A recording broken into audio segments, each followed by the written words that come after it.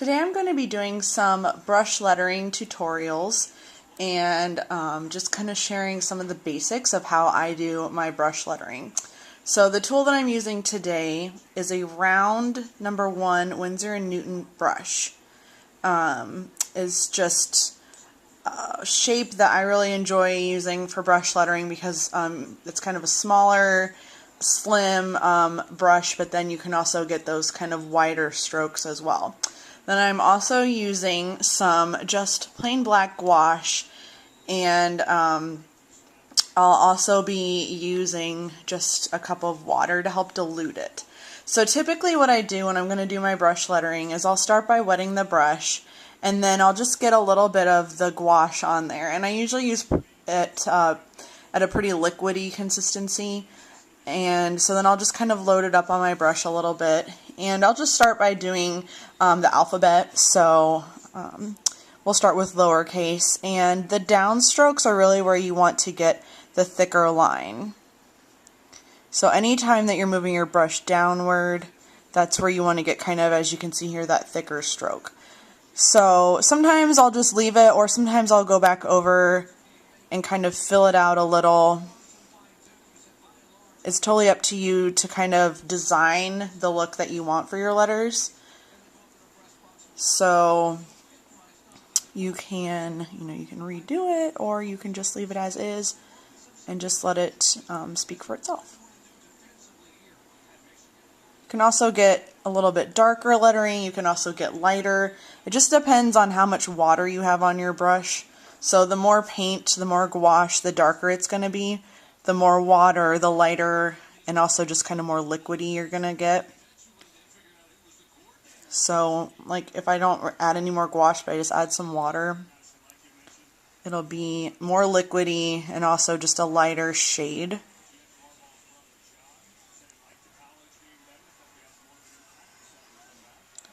So sometimes when I'm doing my lettering, I like to get a variety of shades.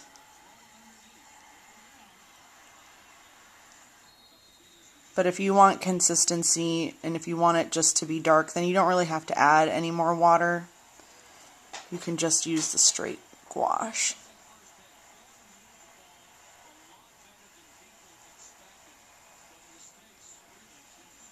And when you start, you'll just want to go nice and slow and take your time. That's how you're going to get the most control with your strokes.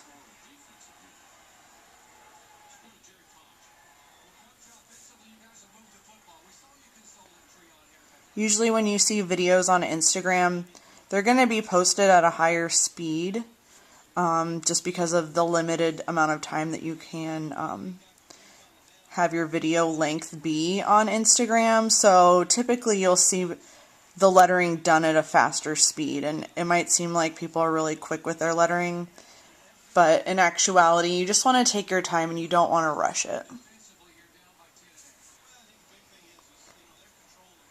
And the way you form your letters might vary. The way I paint and letter is a little bit different of a way than I would typically maybe write my letters. So a good thing to do when you're starting lettering is just to figure out, what angles, what shapes, what ways of drawing your letters help you achieve the look that you're going for.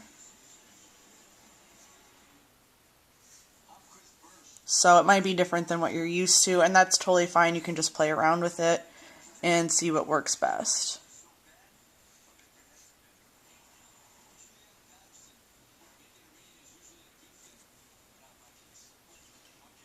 So as you can see, this is basically how I do my brush lettering as far as cursive letters go. I have a little bit of a different style for printed letters.